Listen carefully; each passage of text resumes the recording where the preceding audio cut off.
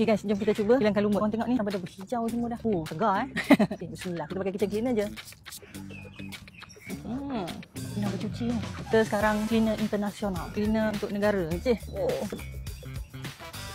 Walaupun budak-budak tak pegang lumut ni, tapi ni kan dekat kawasan playground. Macam tak sihat je di sekitaran kan. Berlumut-lumut. Bukanlah macam kita nak cantikkan lah. Nampak macam buruk. Padahal playground ni macam baru lagi tau.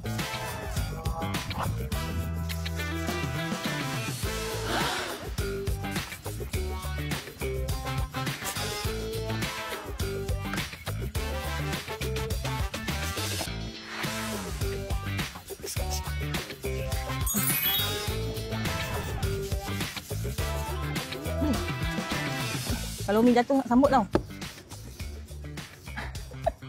Macam cleaner. Dia ada ni. Itulah fungsinya kot. Bau lumut dia macam bau laut tau. Di pantai pun tak apalah. Dapat bau-bau je.